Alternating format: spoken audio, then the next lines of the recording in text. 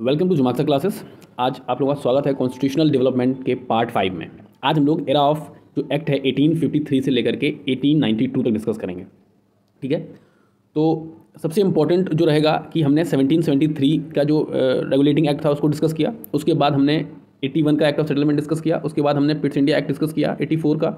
उसके बाद हमने जो है 1786 का जब कॉर्नवालिस को गवर्नर जनरल प्लस उसके साथ साथ कमांडर इन चीफ भी बनाया गया, उसके साथ साथ ओवरराइडिंग पावर भी दी गई।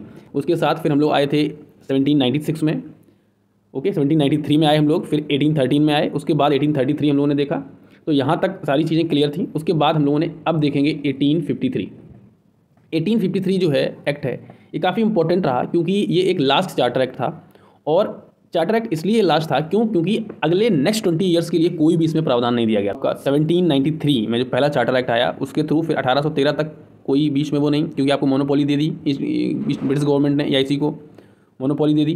ठीक है, कि आप 20 साल तक आपको कोई रोक टोक नहीं, आप जो भी करना चाहें कर सकते हैं अकॉर्डिंग टू लॉ जो हम यहाँ पर बना रहे हैं। उसके बाद 1833 में आया। ठीक है, यहाँ पे आप मुझे कांटेक्ट कर सकते हैं। ये मेरी ईमेल आईडी है, ये इंस्टाग्राम आईडी है, ये आपको टेलीग्राम चैनल है हमारा। यहाँ पे आप जो है इसको सब्सक्राइब कर सकते हैं और हमारे यूट्यूब चैनल को भी आप सब्सक्राइब कर लीजिए ताकि जो और बेल नोटिफिकेशन को भी ऑन कर लीजिएगा ताकि नए जो वीडियो आए उनको आपको नोटिफिकेशन उनका मिल जाए। तो चलिए हम लोग आते हैं अब चार्टर एक्ट 1853 पे। देखिए चार्टर एक्ट 1853 जो था उसमें रिन्यू करने जैसी जो बात थी ना, क्योंकि 1833 में तो रिन्यू कर दिया था कि आपको हम 20 साल के लिए फिर से एक मोनोपोली दे रहे हैं, उसके हिसाब से आप चलिए। लेकिन 1853 में क्या हुआ कि कोई टाइम पीरियड मेंशन ही नहीं किया। और उस वक्त गवर्नर जनरल कौन था? गवर्नर जनरल थे हमारे ये लॉर्ड डलहौजी। ये वही डलहौजी हैं जिन्होंने डॉक्ट्रिन ऑफ लैप्स किया था। ठीक है, इनको किसी भी तरीके से भारत के जो भी नवाब थे, जो भी प्रोविंसेस थे, जो भी अलग अलग क्षेत्रों में जो राजा राज कर रहे थे, उनको किसी भी तरीके से अपने अंडर में लाना था। टेरिटोरियल एक्सपांसन करना चाह रहे थे ताकि मैक्सिमम प्रॉफिट हो और मैक्सिमम प्रॉफिट गवर्नमेंट को भी दिया जाए। तो अभी तक आपने देखा कि 5 लाख पाउंड जो है एनुअल सम दिया जाने लगा था ब्रिटिश गवर्नमेंट को, और 10.5% का डिविडेंड भी जो प्रॉफिट का रहता था वो भी दिया जाने लगा था शेयर होल्डर्स को। तो 1833 से 1853 तक ये जो कंपनी थी EIC और ज़्यादा मजबूत हो गई थी। अब मजबूत ये कैसे हो गई थी? ये मजबूत ऐसे हो गई थी क्योंकि सिंध वाला जो एरिया है और जो पंजाब वाला एरिया है वो भी इसने अनेक्स कर लिया था। ओके, तो ये इतनी ज़्यादा मजबूत हो गई थी 1843 के अंदर सिंध वाला एरिया इसने कैप्चर किया और 1849 के अंदर इसने जो है पंजाब वाला एरिया कैप्चर किया। उसके साथ साथ बहुत सारे ऐसे एरिया थे जो ब्रिटिश ईस्ट इंडिया कंपनी ने यहाँ पर जो है अनेक्स कर लिए थे। अब बर्मा और पेगू एग्जाम्पल हैं किसके? क्योंकि देखिए अब मैं आपको बता देता हूँ कि जो बर्मा था वो इंडिया का ही पार्ट था, लेकिन ब्रिटिशर्स ने क्या किया कि वहाँ का एडमिनिस्ट्रेशन जो है वो अलग कर दिया। और जैसे ही वहाँ का एडमिनिस्ट्रेशन अलग किया तो फिर वहाँ का गवर्नर जनरल भी अलग हो गया। तो इस वजह से जब भारत आज़ाद हुआ तो बर्मा इंडिया के अंदर नहीं था, क्योंकि उसका एडमिनिस्ट्रेशन ही अलग कर दिया था उन लोगों ने। ये एक मतलब बहुत इंपॉर्टेंट चीज़ है, नहीं तो भारत का पार्ट होता आज बर्मा। और जो बर्मा के जो लोग थे ना, जिसको हम लोग आज मॉडर्न म्यांमार बोलते हैं, वहाँ के लोग भारतीयों से बड़ा चिढ़ते थे। भारतीयों को क्यों? क्योंकि बोलते थे कि भारत से जो लोग हैं, क्यों? क्योंकि ब्रिटिश ईस्ट इंडिया के अंदर भारतीय जा रहे थे, ऑफिसर्स बन रहे थे। ऑफिसर बनने के बाद में क्यों 1833 में बात बोल दी थी, किस चीज़ की बात बोल दी थी? 1833 में बोल दिया था कि ओपन कंपटीशन होना चाहिए, लेकिन COD ने रोक लगा दी थी ना। तो वहाँ से कुछ ऑफिसर्स जैसे जाते थे A लेवल पे तो नहीं जा रहे थे। अभी 1853 के अंदर ओपन कंपटीशन चालू हो जाएगा, जो हम लोग आज IAS बोलते हैं, उसी के लिए सिविल सर्विसेज के लिए ओपन कंपटीशन चालू हो जाएगा। पहले क्या करती थी? पहले COD की रिकमेंडेशन होती थी। COD जो है एक वैकेंसी के बदले में 4 लोगों को बुलाती थी, उसमें से अपने हिसाब से बुलाती थी। तो यहाँ पे फेवरेटिज्म भी काफ़ी हो रहा था, नेपोटिज्म भी काफ़ी देखने को मिल रहा था। ओके, तो ये चीज़ थी। उसके साथ साथ ओके, तो यहाँ पर आपने देख लिया कि भाई डलहौजी ने बर्मा और पेगू को भी जो है अनेक्स कर लिया था। तो इस तरीके से कई टेरिटरीज उन्होंने अनेक्स की थी, है ना। चलिए, और उसके साथ साथ अभी आप क्या देख रहे थे? अभी आप देख रहे थे कि एक होता था गवर्नर जनरल ऑफ बंगाल। ठीक है, गवर्नर जनरल होता था। तो GG जो होता था उसके साथ आपने देखा था कि गवर्नर जनरल की काउंसिल होती थी, उसमें 4 मेंबर होते थे। उसके बाद उनको 3 किया गया, फिर उसके बाद 4 किया गया। या आप मुझे कमेंट में बताएंगे किस एक्ट के थ्रू उसको 3 किया गया और किस एक्ट के थ्रू उसको 4 किया गया, फिर वापस से 4 कर दिया जाता है। और अब क्या होता है? अब 1853 का जो एक्ट था वो बोला कि भाई ऐसा है कि अब ज़्यादा मजबूत हैं आप लोग, काउंसिल जो ज़्यादा मजबूत है। अब क्या करेंगे? इस काउंसिल को 2 भागों में बांटा जाए। एक तो लेजिस्लेटिव, दूसरा बांटा जाएगा एग्जीक्यूटिव। किसके लेवल पे? गवर्नर जनरल के लेवल पे जो काउंसिल रहती थी उसमें कितने लोग होंगे? अब जो लोग आएंगे वो तो मैं आगे आपकी स्लाइड में बता ही दूंगा, लेकिन जो 4 लोग होते थे ना, अब उनको हटा करके एक नई स्ट्रक्चर उन्होंने बना दिया, लेजिस्लेटिव बॉडी और एग्जीक्यूटिव बॉडी। मतलब उसी के अंदर जो मेंबर्स होंगे ना वो लेजिस्लेटिव भी होंगे और एग्जीक्यूटिव भी होंगे। ठीक है, तो ये पहली बार किया गया 1773 से लेकर के अब तक ऐसा कुछ नहीं हो रहा था कि लेजिस्लेटिव एक्शंस और जो एग्जीक्यूटिव फंक्शंस थे उनको अलग अलग किया जाए। अब अलग अलग कर दिया। उसमें पहली बार 6 नए मेंबर जो थे वो काउंसिल के अंदर ऐड किए गए। इसमें कौन कौन से लोग थे? इसमें जो लोग थे तो इसमें जो है ये गवर्नर जनरल की काउंसिल तो बनाई गई, जस्ट अ मिनट, हाँ, गवर्नर जनरल की जो काउंसिल थी उसमें लेजिस्लेटिव एक्शंस और एग्जीक्यूटिव जो फंक्शंस थे उनके लिए गवर्नर जनरल की काउंसिल तो बनाई ही गई, साथ साथ में उसको जो लेजिस्लेटिव काउंसिल थी उसको बोलने लगे इंडियन लेजिस्लेटिव काउंसिल। ठीक है, इसको मिनी पार्लियामेंट की तरह भी देखा जाता है, जो एक्ट 1853 का जो एक्ट है इसको मिनी पार्लियामेंट की तरह भी देखते हैं। ओके, क्यों? क्योंकि इसके अंदर बहुत सारे ऐसे प्रोविजन थे जो एक आप देखेंगे 1853 के ऐसे प्रोविजन थे जो आज के भारतीय संविधान के अंदर भी झलकते हैं, तो इसलिए इसको मिनी पार्लियामेंट बोला जाता था। क्यों? क्योंकि इस तरीके से इसने प्रोविजंस को लिया था जिस तरीके से ब्रिटिश पार्लियामेंट जो है प्रोविजंस को लागू करती थी, तो उस तरीके से इंडिया के अंदर जो 1853 का एक्ट था वो उस तरीके से प्रोविजंस डाले गए थे, है ना। गवर्नर जनरल की जो लेजिस्लेटिव विंग हुआ करती थी वो ब्रिटिश पार्लियामेंट के मॉडल पर चलती थी और यहाँ का इंडियन पार्लियामेंट की तरह वो एक्ट करने लगी थी। ठीक है ना, आप समझ लीजिए, आप यहीं से पार्लियामेंट की शुरुआत हो रही है, अब धीरे धीरे पार्लियामेंट यहीं से निकल के आएगा। ओके, यही जो बॉडीज़ है ना ये बड़ी होती चली जाएंगी, धीरे धीरे इतनी बड़ी हो जाएंगी कि यही बॉडी आखिरी में पार्लियामेंट का रूप ले लेंगी। तो ये देख लीजिए पिक्टोग्राफिक फॉर्म में मैंने आपको बता दिया। कोर्ट ऑफ डायरेक्टर्स थे, चार्टर एक्ट 1833 में पहली बार आईसीएस को जो है डायरेक्ट कंपटीशन के लिए बोला गया, लेकिन कोर्ट ऑफ डायरेक्टर ने उनको मना कर दिया। कोर्ट ऑफ डायरेक्टर का नहीं, अभी हम जो है इसको अपोज करते हैं। उसके साथ साथ क्या हुआ कि जो COD of the AIC used to recruit civil servant तो करती थी, कितने करती थी? 1/4 लोगों को नॉमिनी बनाती थी वो। कैसे? अब देखिए मैं आपको बता देता हूँ। 100 लोग हैं, मान लीजिए 100 वैकेंसी आई तो 400 लोगों को रिकमेंड करती थी। अब 400 लोगों में से 1/4 लोगों को ये रिक्रूट करवा देती थी। ठीक है, तो इसमें क्या था, फेवरेटिज्म बहुत होता था, अपने लोगों को लोग करते थे। क्यों? क्योंकि वहाँ तो एकदम अरिस्टोक्रेटिक लाइफ जीने का मौका मिल रहा था इंडिया के अंदर। वहाँ से लोग आते थे ब्रिटिश से, अपना आराम से यहाँ पे एक ग्रेड ऑफिसर बन जाते थे, अच्छी चीज़ें हो जाती थी। चार्टर एक्ट 1853 के अंदर ओपन कंपटीशन इंट्रोड्यूस हो गया। कंपटीशन के अंदर जाइए आप, उसके बाद अब होगा ओपन कंपटीशन, कोई भी भर सकता है। जैसे आज आप देखते हैं ना, अगर आपको सिविल सर्विस का एग्जाम देना है तो आप भारत में सिर्फ आपकी उम्र 21 साल होनी चाहिए, आप ग्रेजुएट होनी चाहिए, आप फॉर्म भर सकते हैं। ये एक बहुत अच्छी चीज़ यहाँ से निकल के आई थी चार्टर एक्ट 1853 के अंदर से। ओके, तो जो एक्ट था ये, उसने कोर्ट ऑफ डायरेक्टर्स को 24 से 18 कर दिया था। अब देखिए आप, क्यों? क्योंकि धीरे धीरे धीरे जो होगा, जो पावर होगी ना सीओडी की कम होगी। सीओडी कम क्या होगी? सीओडी खत्म ही हो जाएगा। इस सीओडी की पावर और जो बीओसी है ना, ये दोनों के दोनों खत्म हो जाएंगे। क्यों? क्योंकि अब आने वाला है secretary of state. Secretary of state कौन होगा? ये होगा ब्रिटिश क्राउन का बंदा होगा, ये ब्रिटिश क्राउन को डायरेक्ट रिपोर्ट करेगा, है ना। तो अब क्या हुआ इसमें कि 24 से 18 कर दी गई। कोर्ट ऑफ डायरेक्टर की जो संख्या थी वो 24 से 18 कर दी गई। आप मुझे बताइए कि कोर्ट ऑफ डायरेक्टर के अंदर जो मेंबर्स हुआ करते थे उनका टर्म कितना था? मैं 3-4 बार ये बात बता चुका हूँ। इनमें से 6 जो लोग थे वो नॉमिनेटेड बाई क्राउन। कौन को नॉमिनेट करता था? क्राउन नॉमिनेट करता था। ठीक है ना, ये चीज़ आप हमेशा ध्यान रखिएगा। कौन को नॉमिनेट करता था? क्राउन नॉमिनेट करता था। ओपन कंपटीशन आ गया, ये तो आपको पता ही होगा। मकौली कमेटी आई, जिसको हम लोग लॉ कमीशन भी बोलते थे, है ना। ये जो इंडियन सिविल सर्विसेज के ऊपर मकौले कमेटी तो आई, उसके साथ साथ यहीं पे लॉ कमीशन भी आता है। तो लॉ कमीशन भी उसके भी अध्यक्ष होते हैं, मकौले साहब भी उसके अध्यक्ष होते हैं। ओके, चलिए। और जो लॉ मेंबर होता था वो फुल मेंबर बना गवर्नर जनरल की एग्जीक्यूटिव काउंसिल का। मैं आपको बता चुका हूँ कि लेजिस्लेटिव, एक थी लेजिस्लेटिव विंग, दूसरी थी एग्जीक्यूटिव विंग। लेजिस्लेटिव विंग कानून बनाने का काम करती थी, ये कानून को इंप्लीमेंट कराने का काम करती थी। ये वही लोग हैं जो सुप्रीम काउंसिल के अंदर से आए थे। ओके, ये वही लोग हैं जो गवर्नर जनरल की सुप्रीम काउंसिल के अंदर से आए थे। इस क्राउन को ये पावर दिया कि आप एक लॉ कमीशन को अपॉइंट कीजिए, जो भारत की, इंग्लैंड के अंदर अपॉइंट कीजिए, भारत के अंदर नहीं अपॉइंट कीजिए, करिए इंग्लैंड के अंदर, लेकिन वो भारत की जो है लॉ की व्यवस्था को देखेगा और उस पर रिपोर्ट बनाएगा। ठीक है, और एग्जामिन करेगा ड्राफ्ट को। ठीक है, तो ये काफ़ी इंपॉर्टेंट चीज़ें की है। उसके साथ साथ अब क्या था? Circumstances that lead to be enactment of, ये आपका जो एक्ट था चार्टर एक्ट 1853, क्या क्या सर्कमस्टांसेस थे? फेवरेटिज्म हो रहा था। क्यों फेवरेटिज्म हो रहा था? क्यों? क्योंकि जो गवर्नर जनरल होता था ना, तो गवर्नर जनरल कहाँ का होता था? ये गवर्नर जनरल होता था बंगाल का। नाम तो इसका चेंज हो गया था इंडिया, लेकिन ये बंगाल का जो होता था ये पावरफुल होता था। तो ये फेवरेटिज्म करता था बंगाल के पक्ष में। और अब तो इनके पास सिंध भी आ गया, अब तो इनके पास पंजाब भी आ गया, अब तो इनके पास मद्रास था, अब तो इनके पास बॉम्बे है ना। तो इतनी सारी चीज़ें इनके पास, इतने सारे एरियाज़ हैं। तो अब अगर आप बंगाल के पक्ष में कोई निर्णय लेते हैं, लगातार आप बंगाल के साथ फेवरेटिज्म करते हैं, तो और जो बाकी एरिया हैं उनको तो पावर का लॉस होगा, उनके जो डेवलपमेंट होगा उसमें भी लॉस होगा। अब बोला कि भाई एक्सपेंडिचर बहुत ज़्यादा पैसा खर्चा होने लगा था, मतलब उल्टी सीधी चीज़ों पर भी पैसा खर्च हो रहा था, मतलब एक्स्ट्रा बजट हो गया था। एआईसी का जो बिल है ना, काफ़ी एक्स्ट्रा बजट हो गया था, खर्चीला हो गया था, फालतू की चीज़ों में पैसा बहुत खर्चा होने लगा था। तो डिसेंट्रलाइजेशन की भी मांग यहाँ से होती है कि भाई पावर जो है बहुत मिल गई गवर्नर जनरल को, अब जो है जो अलग अलग जो प्रोविंसेस हैं उनको भी आप पावर दीजिए। अब ऐसा नहीं होगा कि आप गवर्नर जनरल ही सारी पावर रखेगा।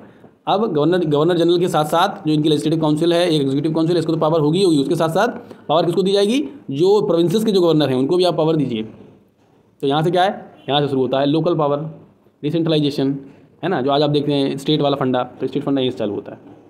ठीक है, चलिए। तो ये पूरे प्रोविजंस हैं। 6 न्यू मेंबर जोड़े गए इसमें। आपको पिक्टोग्राफिक फॉर्म में रिवाइज भी करवाता चल रहा हूँ ताकि अब अच्छे से आप समझ पाएँ चीज़ों को। लॉ कमीशन अपॉइंट हुआ, 24 से 18 हो गए COD के अंदर जो मेंबर्स थे ओपन कंपटीशन आ गया। और ये फाउंडेशन है यहीं पे पार्लियामेंट्री फॉर्म ऑफ गवर्नमेंट की। आपने देखा ना, लेजिस्लेटिव एक्शंस हो गए, यहीं से पार्लियामेंट की शुरुआत होती है, पार्लियामेंट फॉर्म ऑफ गवर्नमेंट की यहीं से शुरुआत हो जाती है। काफ़ी इंपॉर्टेंट है, यूपीएससी यहाँ से क्वेश्चन डायरेक्टली पूछ सकता है। तो अब हम एग्जीक्यूटिव जो काउंसिल थी ना, उसका एक पूरा टेन्योर देख लेते हैं। देखिए 1773 में 4 मेंबर जोड़े गए थे, एक नई काउंसिल बनाई गई, 4 मेंबर्स उसके अंदर होंगे। गवर्नर जनरल ऑफ बंगाल होता था यहाँ तक, governor general of Bengal Pitt's India Act के अंदर भी होता था, मेंबर हो गए 3। फिर हो गया 1833 में governor general of India, member हो गए फिर से 4। क्यों यहाँ पे 3 क्यों किए गए थे? वीटो पावर की वजह से, और ओवर राइडिंग पावर कब मिली थी? 1786 का जो कार्निवलिस्ट जब आए थे, कार्निवल भाई साहब ने बोला था कि हमको कमांडर इन चीफ भी बनना है। कमांडर इन चीफ कौन होता था? इन 3 में से एक मेंबर कमांडर इन चीफ होता था, वो भी मुझे बनना है, ओवर राइडिंग पावर भी चाहिए। मतलब मैं, मेरा जो मन करेगा मैं करूँगा, मुझे कोई रोकने टोकने वाला नहीं होगा। ये चीज़ यहाँ पर हो गई। उसके साथ साथ अब गवर्नर जनरल ऑफ इंडिया बनता है, इसमें एक लेजिस्लेटिव काउंसिल हो गई, इसमें 6 न्यू मेंबर हो गए और 12 टोटल मेंबर्स थे। ओके, अभी मैं आपको यही बताऊंगा इनमें कौन कौन से मेंबर्स थे और कहाँ से आए थे, क्योंकि रिप्रेजेंटेशन की बात आ रही थी ना भाई। कानून आप बना रहे हो, जो अलग अलग गवर्नर थे, मद्रास का जो गवर्नर था, ठीक है, मद्रास एरिया आ गया था, बॉम्बे था, सिंध था, पंजाब था, इन लोगों ने बोला आप मेरा कानून बना रहे हैं, आप मेरे कानून बना रहे हो, मेरा कोई रिप्रेजेंटेशन नहीं। तो आप देखिए, आप उनका रिप्रेजेंटेशन यहाँ पर आपको देखने को मिलेगा। ओके, चलिए, तो ये तो बता चुका हूँ मैं अच्छे से। देखिए जो 12 मेंबर थे, इन 12 मेंबर्स में से 6 तो नए बनाए गए थे। इनमें से जो 4 मेंबर होते थे ना, वो प्रोविंसेस से आने लगे थे जो लेजिस्लेटिव काउंसिल के अंदर। उसमें से एक निमोनिक है MBBA, ठीक है, मद्रास, बॉम्बे, बंगाल और आगरा। यहाँ से ये 4 मेंबर आए थे प्रोविंसेस से। यहाँ से इसीलिए बोलते हैं कि डिसेंट्रलाइजेशन स्टार्ट हो गया। ठीक है, तो हमारा जो 1853 का जो एक्ट था वो हो जाता है कंप्लीट यहाँ पे। अब हम लोग स्टार्ट करेंगे 1858 का एक्ट। ओके, यहाँ से हम लोग स्टार्ट करने वाले हैं। ओके, तो अब हम लोग क्या देखेंगे? अब हम लोग देखेंगे जो गवर्नमेंट ऑफ इंडिया का एक्ट था 1858 का। ठीक है, हम लोगों ने 1853 तक अच्छे से कंप्लीट कर लिया है। 1773 से लेकर के हम लोगों ने 1853 तक पूरा कंप्लीट कर लिया है। अगर आपको लेक्चर्स देखने हैं तो आप पीछे प्लेलिस्ट के अंदर सारे लेक्चर्स जाकर के देख सकते हैं। अब हम लोग एक एक करके स्टार्ट करेंगे। Government of India act 1858, Indian council act रहेंगे। ये 3 एक्ट जो हैं वो इंडियन काउंसिल एक्ट के रहेंगे। Government of India act 1919, government of India act 1935 और 1947, और हमारा देश हो जाएगा आज़ाद। फिर हम लोग ये हिस्टोरिकल बैकग्राउंड से हो जाएंगे रिमूव। उसके बाद हम लोग फिर जो प्योर कॉन्स्टिट्यूशन है हमारा, उसके ऊपर हम लोग स्टार्ट करेंगे। ठीक है, चलिए। तो 1858 का जो एक्ट था उसके पहले रिवोल्ट होता है, जिसको सिपाही इम्यूनिटी भी कहा जाता है, और फर्स्ट वॉर ऑफ इंडिपेंडेंस भी बोला जाता है। तो अभी तक जो ब्रिटिश गवर्नमेंट थी वो इतना ज़्यादा फोकस नहीं कर रही थी इंडिया के ऊपर, लेकिन ये जो रिवोल्ट था 1857 का जो रिवोल्ट था, इसने इतना ज़्यादा झकझोर दिया था ब्रिटिश गवर्नमेंट को। उसने सोचा कि अब हो सकता है कि वहाँ की सत्ता हमारे यहाँ से चली जाए। क्यों? क्योंकि इतना बड़ा रिवोल्ट देखने को मिला था। हर एक क्षेत्र उसमें पार्टिसिपेट किया था, हर एक वर्ग का इंसान उसमें था, चाहे महिलाएँ हों, चाहे कारीगर हों, चाहे आपके जो एडिटर्स थे, न्यूज़पेपर जो लोग छापते थे वो लोग हों, आर्टिकल्स लिखते थे, मतलब सभी लोग थे। अच्छे लोग भी थे और जो निचले तबके से बिलोंग करते थे वो लोग भी इसमें थे। सभी लोगों ने पार्टिसिपेट किया था 1857 के रिवोल्ट के अंदर, इसीलिए इसको वॉर ऑफ इंडिपेंडेंस भी बोला जाता है, first war of independence. Okay, तो हुआ क्या फिर? उसके बाद ये देखिए, मैंने पिक्चर्स भी डाली हुई हैं किस तरीके से युद्ध हुआ। ये इंडियन एक्सप्रेस की मूवी एक पिक्चर है जो दिखाई गई थी।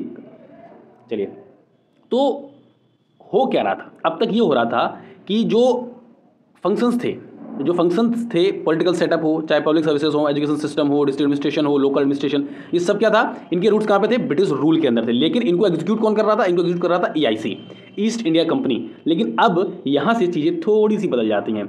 कंपनी ने ओवरऑल कंट्रोल 1858 के एक्ट से अपने हाथ में ले लिया। ठीक है ना, यहाँ से पूरा का पूरा जो एक्ट था ये यही बताता था कि कंट्रोल किस तरीके से ट्रांसफ़र हुआ EIC से ब्रिटिश गवर्नमेंट के पास।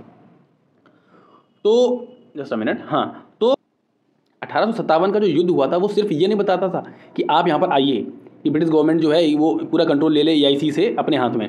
उसने ये भी बताया कि अगर आप इंडिया के अंदर नहीं आते हैं तो यहाँ की पावर जो है वो आपके हाथ से चली जाएगी। और ये ब्रिटिश गवर्नमेंट के लिए एक अपॉर्चुनिटी भी थी कि आप यहाँ पर आकर के इस पूरे जो जिसको बोला था ना 1784 के अंदर बोला था कि ये ब्रिटिश पोजीशन इन इंडिया है, ठीक है, तो उसको कंप्लीट कंट्रोल ले लेने का समय भी अब जो है आ गया था। और ये एक अच्छा मौका भी था ब्रिटिश गवर्नमेंट के लिए। ठीक है ना, तो एक ग्रेट इम्यूनिटी हुई, और ग्रेट इम्यूनिटी होने के साथ साथ एक एक्ट ऑफ गुड गवर्नेंस, जो ब्रिटिशर्स ने बोला कि ये एक्ट ऑफ गुड गवर्नेंस है, यहाँ से हम जितने भी यहाँ के जो वासिंदे हैं भारत के, उनको एक अच्छी लाइफ देंगे, अच्छा प्रशासन देंगे, अच्छा शासन देंगे। तो ये भी इंपॉर्टेंट पॉइंट्स थे जो निकल करके आ रहे थे। क्या कॉजेज थे? अब तो अब ये देखना कि भाई कॉजेज क्या थे। कॉजेज भी तो हमें देखने हैं कि भाई पॉलिटिकल कॉज क्या था, है ना। Just a minute, political cause क्या था? डॉक्ट्राइन ऑफ लैप्स, डलहौजी ने यही किया था कि जिनके भी बच्चे नहीं हो रहे थे या जिनके बच्चे नहीं हुए थे जिन भी राजा रानियों के, तो क्या करता था ये कि उनको आप एक दत्तक पुत्र नहीं आप ले सकते। मतलब किसी को आप आज के टाइम पे बोलते हैं कि जैसे हमने अडॉप्ट कर लिया, तो आप अडॉप्ट नहीं कर सकते, अडॉप्ट करके उसको राजा नहीं बना सकते। एक तो ये वाला पॉलिसी काफ़ी चल रहा था चर्चा में। यही हुआ था रानी लक्ष्मीबाई के साथ। रानी लक्ष्मीबाई के साथ यही तो हुआ था कि उन्होंने अडॉप्ट किया था एक बच्चे को, तो उसको वो लोग राजा नहीं बनने दे रहे थे। सोशल और रिलीजियस कॉजेज भी थे। अबॉलिशन ऑफ सती 1829 के अंदर अबॉलिशन ऑफ सती किया विलियम बेंटिक ने, तो इसका भी एक सोशल इंपैक्ट देखने को मिल रहा था, है ना, अलग अलग तबके के अंदर। इकोनॉमिक कॉजेज भी थे। Heavy taxes on land and the stringent method of the revenue collection. एक तो टैक्सेस बहुत ज़्यादा बढ़ा दिए थे और एक जो उनका मेथड होता था बहुत ज़्यादा खराब था। उससे क्या होता था, जैसे एक ये भी था मेथड, एक ब्रिटिश ईस्ट इंडिया कंपनी अपनाती थी सन लॉ करके। मतलब एक सन लॉ था कि मतलब एक टाइम होता था कि आज एक डेट रहती थी फिक्स, उसमें क्या रहता था कि एक डेट पे जैसे ही सूरज डूबने को होगा वैसे सबका जो है टैक्स हमारे पास आ जाना चाहिए। एक मूवी बनी है उसके ऊपर, मुझे याद नहीं आ रहा है इस वक्त, प्लीज़ आप लोग सर्च करिएगा, उसमें चिरंजीवी हैं, है ना, तो काफ़ी मूवी फेमस भी हुई थी, काफ़ी हिट हुई थी। तो मिलिट्री कॉजेज क्या थे, वो इंडियन सिपाही जो थे वो उनको पैसा कम मिलता था यूरोपियन के उसमें। और जो इमीडिएट कॉजेज जो 1857 का रिवोल्ट था वो आपने अच्छे से हिस्ट्री के अंदर आप देख लीजिएगा, ठीक है, क्योंकि ये तो पॉलिटिकल सेशन है, इसमें हम हिस्टोरिकल बैकग्राउंड डिस्कस कर रहे हैं। चलिए, तो उसके साथ साथ क्या हुआ यहाँ पर, ब्रिटिश पार्लियामेंट ने यहाँ पर गवर्नमेंट ऑफ इंडिया एक्ट को पास कर दिया। कब? 2 अगस्त 1858 को पास कर दिया। और to hand over the administrative control of British India from East India Company to Crown. Crown के पास पूरा का पूरा पावर चला जाता है, पूरा कंट्रोल जो उसके पास चला जाता है। क्वीन विक्टोरिया जो होती हैं वो सॉवरन, लिखा हुआ है यहाँ पर, the monarch of the sovereign British territories India. जो ब्रिटिश टेरिटरी इंडिया के अंदर थी उसकी सोवरन, मतलब कोई भी आउटर इंटरफेरेंस नहीं है, क्वीन विक्टोरिया ही कंप्लीट अथॉरिटी बन जाती हैं, ठीक है ना। इनको क्या दिया गया था? Impress of India. Okay, impress of India बोला गया था। अब कौन गवर्न करेगा? अब कौन गवर्न करेगा इंडिया को? अब गवर्न करेगा कौन? किसके नाम पे गवर्न होगी इंडिया? ब्रिटिश क्वीन के नाम पे गवर्न होगी, है ना। चलिए, ड्यूल सिस्टम का एबॉलिश हो गया। ड्यूल सिस्टम क्या था मैं आपको बता देता हूँ। 1773 के अंदर गवर्नर जनरल ऑफ बंगाल था। पहले गवर्नर ऑफ बंगाल था, उसको गवर्नर जनरल ऑफ बंगाल बनाया गया। उसके पास 4 लोगों की काउंसिल होती थी, 4 से 3 हुआ, 3 से फिर 4 हो गया वापस। ओके, ये चीज़ हो गई। तो उसके साथ साथ क्या था? उसके साथ साथ एक तो ये जो कोर्ट ऑफ डायरेक्टर बनाया गया COD और बनाया गया BOC, इन्हीं को हम लोग बोलते थे ड्यूल गवर्नमेंट। BOC के अंदर 6 मेंबर होते थे और COD के अंदर 24 मेंबर होते थे, जिनमें से हटा करके 18 कर दिए गए थे। कब 18 किए गए हैं? 1853 के अंदर। ओके, यहाँ तक आपको सब क्लियर होगा। चलिए, तो इसी गवर्नमेंट ऑफ इंडिया एक्ट 1858 के थ्रू जो है ड्यूल गवर्नमेंट को एंड कर दिया गया। मतलब BOC और COD को कर दिया गया एंड। जो ब्रिटिश इंडिया एक्ट के थ्रू BOC आया था ना, और आपका 1773 में आपका COD आ गया था, इन दोनों को कर दिया। क्यों? COD क्या देखता था? Commercial function. BOC क्या देखता था? Political function. अब क्या कर दिया गया है? अभी मैंने आपको पिछले लेक्चर में बताया कि अब कर दिया गया है जो इसकी लेजिस्लेटिव काउंसिल, जो एग्जीक्यूटिव काउंसिल होती थी GG को उसको लेजिस्लेटिव विंग और एग्जीक्यूटिव विंग के अंदर चेंज कर दिया गया था। तो लेजिस्लेटिव विंग में कौन कौन से मेंबर थे? इनमें अभी मैंने पिछले लेक्चर में आपको बताया था, इसको आप देख लीजिएगा। ओके, चलिए, इसके साथ साथ एक नया ऑफिस क्रिएट किया जाता है। उस ऑफिस का नाम क्या था? मैंने आपको पहले बताया था कि secretary of state. Secretary of state कहाँ पे आया था? ये BOC के अंदर। BOC में जो इसका प्रेसिडेंट होता था बोर्ड ऑफ कंट्रोल का, वो सेक्रेटरी ऑफ स्टेट होता था। लेकिन अब एक नया ऑफिस आएगा, secretary of state for India, ठीक है, फॉर इंडिया। कब आएगा? 1858, जो एक्ट चल रहा है ना, इसी के अंदर ये आपका ऑफिस आता है। और सारी कोर्ट ऑफ डायरेक्टर की जो पावर थी, कमर्शियल अफेयर्स जो थे, सारे इसके पास चले जाते हैं। इसके पास? सेक्रेटरी ऑफ स्टेट के पास, ठीक है। तो नया ऑफिस बन जाता है secretary of state for India. कौन होता है ये बंदा? ये बंदा minister of parliament of Britain, ठीक है। ये कौन होता है? ब्रिटेन के पार्लियामेंट का एक मिनिस्टर होता है। तो secretary state was also member of British cabinet. Stanley को पहला सेक्रेटरी बनाया गया। इसके साथ 15 मेंबर की काउंसिल ऑफ इंडिया भी बनाई गई। ओके, अब मैं आपको बता देता हूँ, governor general and voice Roy बोला जाएगा गवर्नर जनरल ऑफ इंडिया को। क्या बोला जाएगा? Governor general and voice Roy of India. चलिए, तो ये पोस्ट बनी 15 लोगों का मेंबर के साथ 15 काउंसिल जो है जोड़ी गई। 15 काउंसिल्स की मेंबर थी ना, सॉरी 15 मेंबर्स की काउंसिल थी, उसको यहाँ पर जोड़ा गया था। और जो मेन चैनल, ये पोस्ट का काम ये था कि जो ब्रिटिश गवर्नमेंट और इंडिया के बीच में मेन कम्युनिकेशन का जो चैनल था वो यही पोस्ट हेल्ड करने वाली थी। इसी पोस्ट के पास ही पावर थी कि वो जो है इसको जो है हेड करेगी। उसके साथ साथ लॉर्ड स्टैनले पहले हमारे secretary of state for India बनते हैं। और ये वो एक कुर्सी है, इसी कुर्सी पर बैठता था SOS, यही कुर्सी है। ये कुर्सी मतलब एक इसको उसी बंदे के लिए अलॉट किया गया था, उसी के लिए बनवाई गई थी कुर्सी। और यही इसी कुर्सी पर वो जो secretary of state for India था वो बैठा करता था। चलिए, सारी पावर्स ट्रांसफ़र हो गई। The act officially transfers the power, just a minute, power territory and revenue to the Crown. Power जो थी रेवेन्यू की हों, एडमिनिस्ट्रेशन की पावर्स हों, सारी की सारी किसके पास चली गई थी? ब्रिटिश क्राउन के पास। डिजिग्नेशन में जो governor general to viceroy of India, दोनों ही बोला जाता था इसको, वायसराय को जो है वायसराय भी बोला जाता था इसको, और गवर्नर जनरल ऑफ इंडिया भी बोला जाता था। ओके, तो पहले वायसराय कौन बनते हैं? फर्स्ट वायसराय बनते हैं लॉर्ड कैनिंग। एग्जीक्यूटिव काउंसिल के साथ इनको जोड़ दिया गया। Viceroy was a direct representative of the British crown of India. Viceroy जो होता था वो डायरेक्ट रिप्रेजेंटेटिव होता था किसका? ब्रिटिश क्राउन का। ओके, चलिए अभी मैं सब बताऊंगा आपको, अभी मैं सारी बातें बताऊंगा कि कौन किसको रिपोर्ट कर रहा है यहाँ पे, कौन किसको रिपोर्ट करेगा और किस तरीके से ये पूरा एक ग्राफ तैयार होगा। मैंने पूरा अच्छे से बना के रखा हुआ है। ये लॉर्ड कैनिंग थे, पहले वायसराय थे भारत के, ठीक है, फर्स्ट वायसराय ऑफ इंडिया। ये देखिए पूरा मैंने अच्छे से यहाँ पर समझा दिया है। एबॉलिशन ऑफ ड्यूल गवर्नमेंट होता है इससे, कंपनी रूल था पहले, उसके बाद 1857 का युद्ध होता है, 1858 का गवर्नमेंट ऑफ इंडिया एक्ट आता है, इससे क्या एबॉलिशन ऑफ ड्यूल गवर्नमेंट होता है। Court of director board of control जो है दोनों के दोनों हट जाते हैं। नया ऑफिस बनता है सेक्रेटरी ऑफ स्टेट का। इंडिया काउंसिल और एग्जीक्यूटिव काउंसिल के साथ जुड़ी जाती है, 15 मेंबर इसके अंदर होते हैं, लॉर्ड कैनिंग बनते हैं, और गवर्नर जनरल जो है वो वायसराय बन जाता है। उसके साथ एक एग्जीक्यूटिव काउंसिल भी जोड़ी जाती है। डायरेक्ट कहाँ पे आ गया? रूल आ जाता है क्राउन का, ठीक है। चलिए, तो वायसराय और गवर्नर्स को कौन डायरेक्ट अपॉइंट करने लगा? जो प्रेसिडेंसीज की जो होते थे, कौन कौन सी प्रेसिडेंसीज? काफ़ी प्रेसिडेंसीज उन्होंने ले ली थी। सिंध ले ली थी, पंजाब ले ली थी, ओके। आपकी म्यांमार वाली जो बर्मा वाली वो तो थी इनके पास, उसका एडमिनिस्ट्रेशन भी अलग कर दिया था। साथ में बॉम्बे थी, मद्रास थी, बंगाल थी, ओके।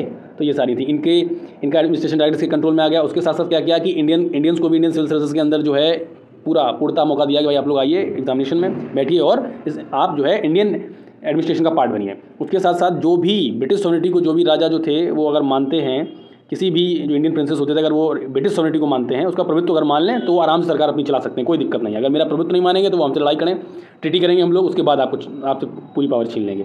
तो ये चीज़ भी यहाँ पर देखने को मिली।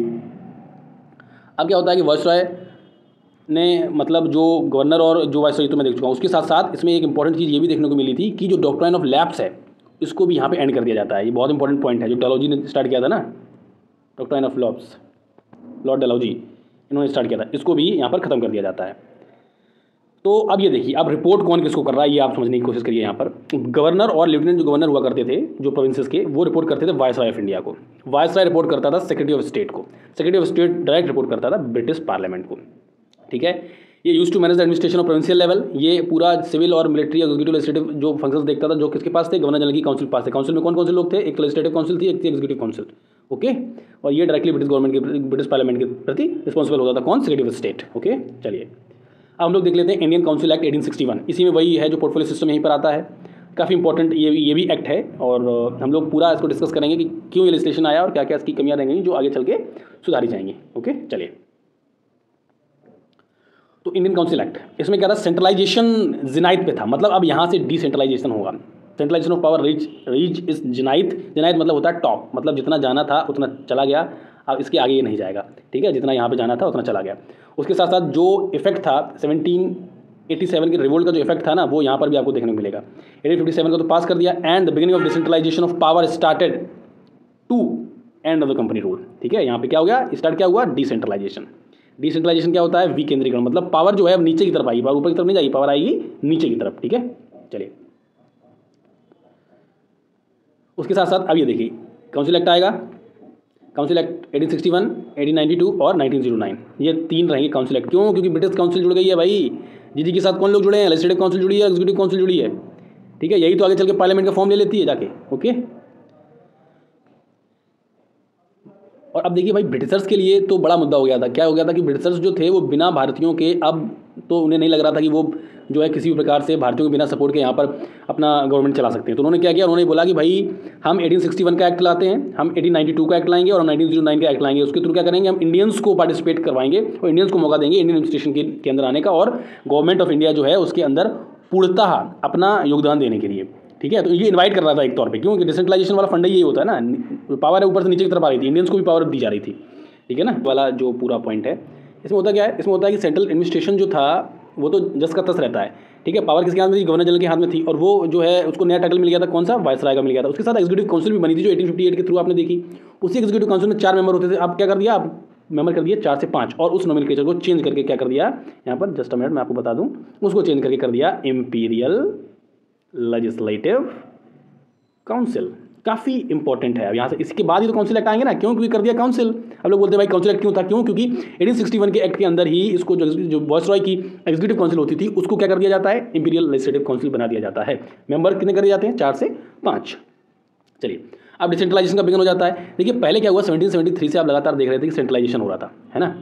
अब आपने देखा कि भाई फाइनल स्टेप था सेंट्रलाइजेशन का, अब यहाँ से शुरू होता है डिसेंट्रलाइजेशन। तो जो लेजिस्लेटिव पावर्स थी बॉम्बे और मद्रास की, वो रिस्टोर कर दी गई, उनको वापस अपनी पूरी फुल पावर दे दी गई। क्योंकि आप पहले देख रहे थे कि जो पावर चली गई थी जीजी के पास, गवर्नर जनरल जो होता था उसके पास चली गई थी, मतलब वाइसरॉय के पास। उसके साथ साथ नई लेजिस्लेटिव काउंसिल बनती, कौन कौन सी, Bengal, North West Frontier Province और पंजाब, ये 3 जो है नई लेजिस्लेटिव काउंसिल्स यहाँ पर बनती हैं। इनके साथ साथ क्या होता है भाई, क्या हो रहा है, ये क्या हो रहा है, ये हो रहा है कि जो डिसेंट्रलाइजेशन है ना, वही तो हो रहा है। ये पावर कहाँ जा रही है, पावर नीचे की तरफ आ रही है। अब नई ये बना देंगे तो इनको भी कुछ ना कुछ पावर दिया जाएगा। भाई बंगाल बना दी हमने, NWFP बना दी, अब हमने पंजाब बना दी, तो इनको भी पावर मिलेगा ना कुछ, कि बिना पावर के ही चलेंगे ये लोग, बिना पावर के नहीं चलेंगे। तो रिप्रेजेंटेशन बिगन हो चुका था, वो भी इंडियंस को लॉ मेकिंग प्रोसेस के अंदर डाला जाने लगा था। भाई राजा ऑफ बनारस, सर दिनकर राव, ये लोग भी तो आए ना इसी टाइम पे 1861 के अंदर, वो भी मैं अभी आपको बताऊंगा। एग्जीक्यूटिव काउंसिल का एक्सपेंशन हो रहा था, 4 से 5 लोग एग्जीक्यूटिव काउंसिल में आ गए थे। चलिए, तो गवर्नर जनरल के पास जो राइट था, क्या राइट था कि भाई 6 से कम मेंबर नहीं होने चाहिए, जस्ट अ मिनट, 6 से कम मेंबर नहीं होने चाहिए और 12 से मेंबर ज़्यादा नहीं होने चाहिए। वाइसरॉय की जो nominated some Indians as the non official members of his expanded council, किन किन को किया इसने, राजा ऑफ बनारस, सर दिनकर राव और Maharaja of Patiala. Most most most important कौन था ये, किसने इसको किया था, इसने जो वाइसरॉय थे ना, cunning, Lord Canning first viceroy थे, तो कनिंग ने किसको किया था, सर दिनकर राव। बहुत इंपॉर्टेंट है, राजा ऑफ बनारस और Maharaja of Patiala, most most most important, इसको प्लीज़ आप एक बार देख लीजिएगा, है ना, अच्छे से। पोर्टफोलियो सिस्टम आज आप देखते हैं कि भाई मिनिस्ट्री ऑफ फाइनेंस किसके पास है, निर्मला सीतारमण के पास है। मिनिस्ट्री ऑफ रेलवे किसके पास है, असमी वैष्णव के पास है। मिनिस्ट्री ऑफ होम किसके पास है, मिनिस्ट्री ऑफ डिफेंस किसके पास है। ये आप देख रहे हैं ना, इस पोर्टफोलियो सिस्टम की शुरुआत यहीं पर होती है, ठीक है। जो मेंबर होते थे वाइसरॉय एग्जीक्यूटिव काउंसिल के, were made in charge of 1 और मोर डिपार्टमेंट ऑफ द गवर्नमेंट।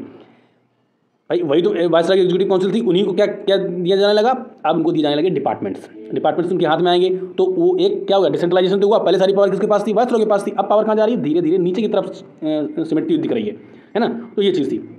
उसके साथ साथ क्या किया गया, उसके साथ साथ इन लोगों को फाइनल ऑर्डर जो है जारी करने का भी आदेश मिल गया कंसर्न डिपार्टमेंट से। मान लीजिए अगर कोई बंदा है, ठीक है, ए बंदा है, वो बी डिपार्टमेंट का अध्यक्ष है, तो वो आराम से चाहे तो जिस तरीके से चाहे उस तरीके से ऑर्डर दे सकता है ना, कमेटी बना करके अपना रिसर्च करके और कंसर्न डिपार्टमेंट से मिलकर के किसी मैटर को सॉर्ट आउट कर सकता है। तो ये क्या हो रहा है, डिसेंट्रलाइजेशन ही तो है। मेंस के अंदर अगर क्वेश्चन आएगा तो आप यहाँ से आराम से लिख देंगे, ठीक है, इसमें कोई दिक्कत नहीं होगी आपको। अदर प्रोविजंस इसके क्या थे, एक तो जो बिजनेस ट्रांजेक्शन था उसका जो मैटर था, तो काउंसिल एक्ट जो था ना 1861 का, उसने क्या किया, फॉरबिड कर दिया था transaction in any other business. Viceroy को पावर दी गई कि आप convent transaction of business in the council देखेंगे, ठीक है, ये प्रोविजंस बना दिए गए। उसके साथ साथ कोई डिस्टिंक्शन नहीं रहेगा सेंट्रल और प्रोविंशियल लिस्ट के अंदर, ये चीज़ यहाँ पर बना दी गई। सेंट्रल गवर्नमेंट डील करेगी पब्लिक डेप्ट, फाइनेंस, पोस्ट ऑफिस और टेलीग्राफ, ठीक है, टेलीग्राफ। आप मुझे उसके अंदर बताएंगे कमेंट के अंदर कि टेलीग्राफ किसने स्टार्ट किया था सबसे पहले, ठीक है, प्लीज़ बताइए आप लोग। चलिए, तो act authorize the government to, जो गवर्नर जनरल था, to divide and alter the limit of any presidencies, provinces और टेरिटरी। आप जो आज देखते हैं ना, आप आर्टिकल 3 कि कोई भी जो एग्जिस्टिंग टेरिटरी है उसको हम अलग कर दें, 20 से 2 पार्ट में कर दें, इसको ए कर दें, इसको बी कर दें, या हम किसी दूसरे स्टेट में उसको मिला दें। ये तो करते हैं ना हम लोग। जैसे मान लीजिए यूपी जो पहले था उसमें हमने हटा करके उत्तराखंड किया, तो आर्टिकल 3 के तहत ही तो किया था ना।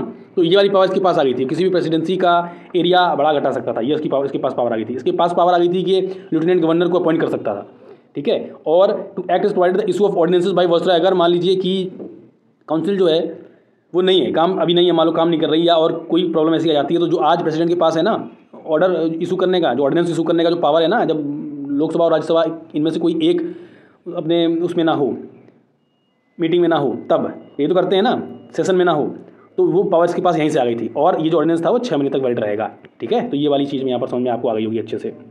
चलिए, ये पूरा समझ में आएगा आपको, पिक्टोग्राफिक मैंने समझा दिया यहाँ पर। डिसेंट्रलाइजेशन स्टार्ट हो गया, रिप्रेजेंटेटिव इंस्टीट्यूशन बन गया, पोर्टफोलियो सिस्टम स्टार्ट हुआ और introduced in direct election, nomination के थ्रू हो गया, ठीक है ना, नॉमिनेशन के थ्रू इलेक्शन हुआ ये, ओके। चलिए, तो ये था पूरा लेक्चर 1853, 1858 और 1861 का मोस्ट इंपॉर्टेंट एक्ट्स। अब हम लोग नेक्स्ट में डिस्कस करेंगे 1892, 1909, 1919 तक ही करते हैं, ठीक है, 1990 तक करेंगे। 3 लेक्चर हम लोग अच्छे से देख रहे हैं, 3 टॉपिक्स जो है, तो यहाँ तक कंप्लीट हो गया, ठीक है। जैसा भी लेक्चर हो प्लीज़ आप मुझे कमेंट में बताइए, अच्छा बुरा, प्लीज़ अपनी प्रतिक्रिया जरूर दीजिए। Thank you, have a nice day, thank you all.